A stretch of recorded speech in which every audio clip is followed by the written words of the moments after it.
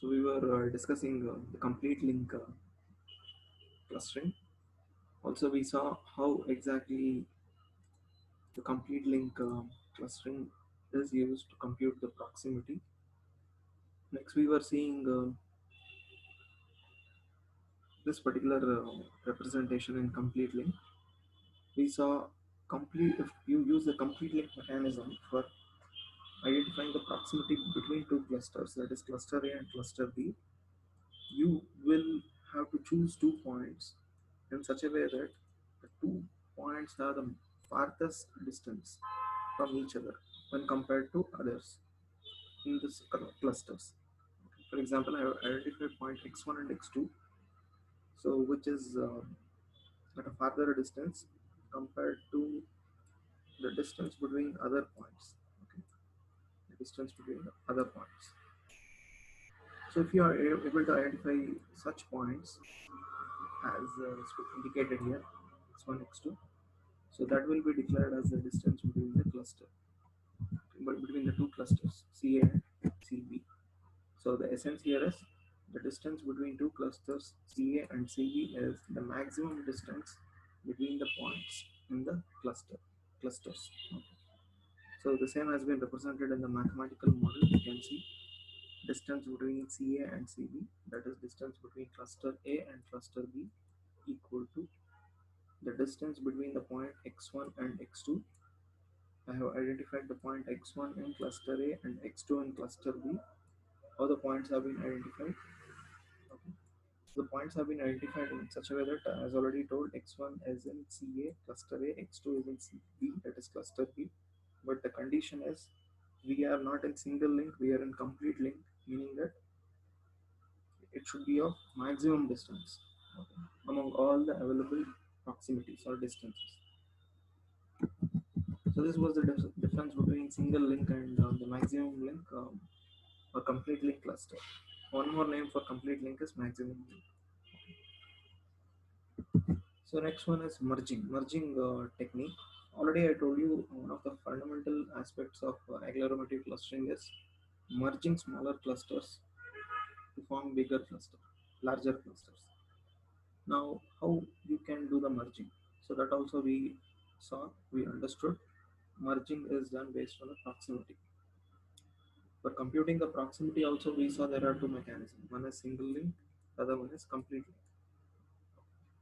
So if you are using these specific mechanisms, how the merger will be done?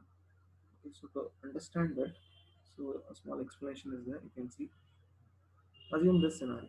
I have three clusters: cluster A, cluster B, and cluster C. So the objective is, as discussed, we need to merge these clusters. So we know the basic principle of agglomerative clustering. We start from the bottom to the top. We start from the smallest to the largest, meaning that first I need to merge two clusters which are small.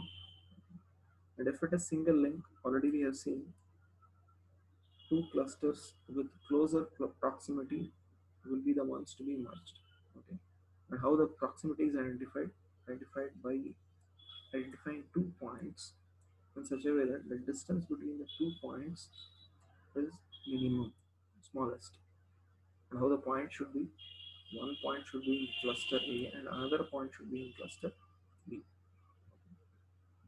So meaning that out of the three clusters, cluster A, B, C, we found there are 2 points in this specific region, cluster A and cluster B, with shorter distance, okay, compared to this one, compared to the other ones that you can see here.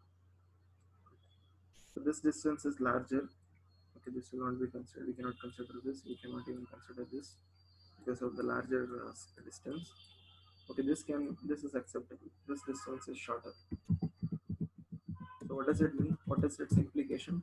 It means I should choose cluster A and cluster B for the merger. Okay.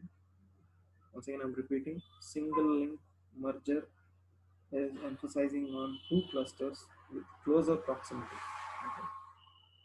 Closer proximity means very near to each other, and they are the ones that will be merged initially. Okay. Meaning that if you apply or if you use single link mechanism, first it will be cluster A and cluster B that will be merged together into one single cluster, and then it will go with cluster C to form one single larger cluster. Okay, so this is how it happens. Now, the point we need to understand here is why A and B was merged. Why not A and C? Why not B and C? The reason is in A and B we found 2 points, okay, x1 and x2, such that the distance between the 2 points were minimum. Okay. We could not find such points between cluster A and cluster C. We could not find this. This was a maximum distance. You can see I have drawn a line. This was a maximum distance. Here also it is a maximum distance. We could not find any such point. So we did not merge cluster A and C, nor we merged cluster B and C. So the candidates under consideration was cluster A and B. So this is the case if you are using single link mechanism for identifying the proximity between two clusters, which in turn is helping us merge the clusters. What if you are using complete link?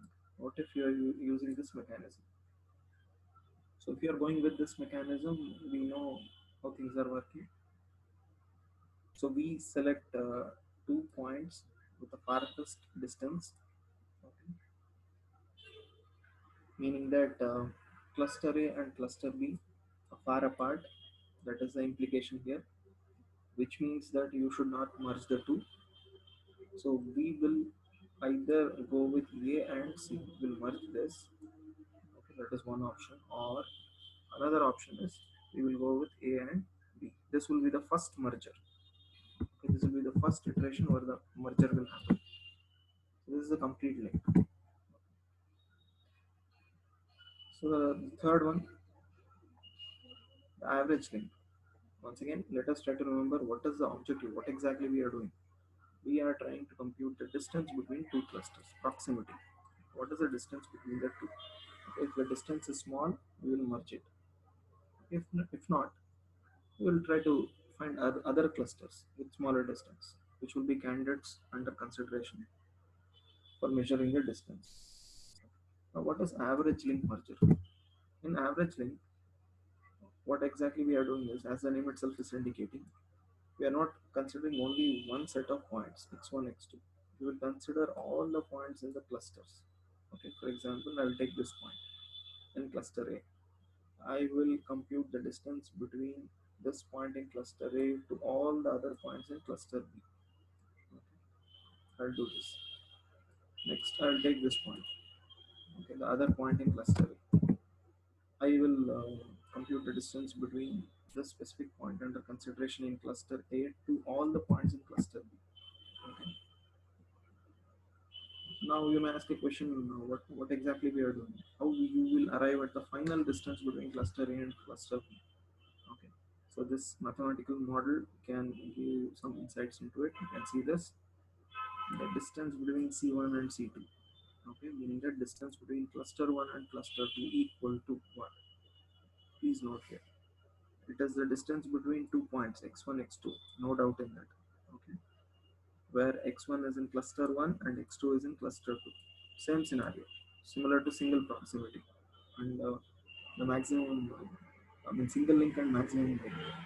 But there is a difference. You can see the sigma here, meaning that we are obtaining the average of all the points.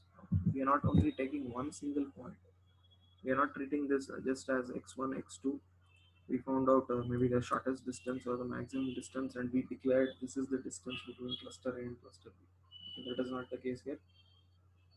So the case here is, so we are obtaining the, I mean, you can see sigma here, meaning that we are taking the average of the distance between all the points in cluster A and cluster B.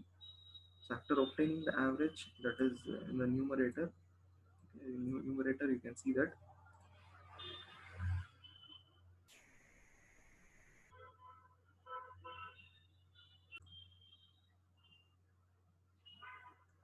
So in average link, compute the distance between two clusters by taking the average distance between all the points in cluster A and cluster B.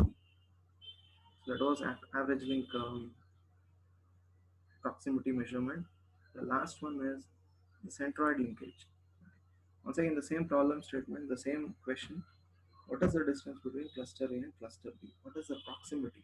We need to compute it, we need to measure it so that we can decide whether we can go with merging the clusters or maybe we need to choose another candidate. So if you are using centroid linkage, how how this will be resolved, how you can arrive at a decision, we'll see that. We'll try to explore it. We know what is a centroid. Centroid is the average distance of all the points. Okay. So now come to cluster A. This is cluster A. Okay.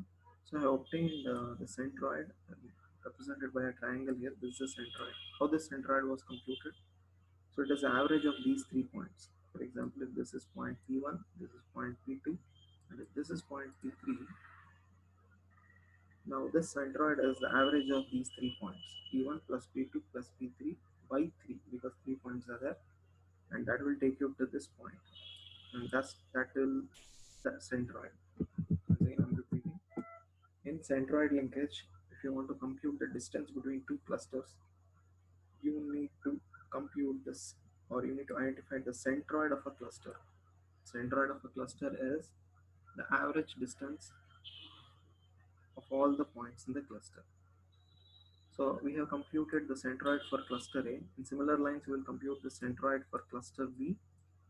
Okay, once done with it, we measure the distance between the centroid.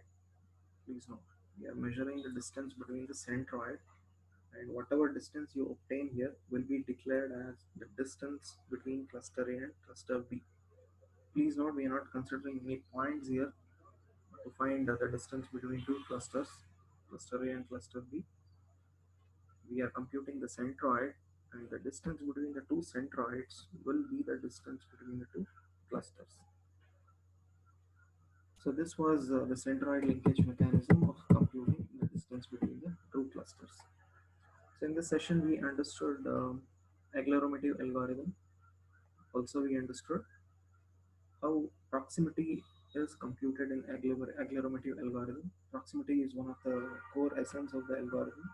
You need it to decide on which points or which smaller clusters to merge. Okay. So we understood different ways of defining the proximity between clusters. How you define the distance between cluster A and cluster B. Okay, so different mechanisms are there. We started with single link, where the minimum distance between the 2 points will be declared as the distance between the two clusters.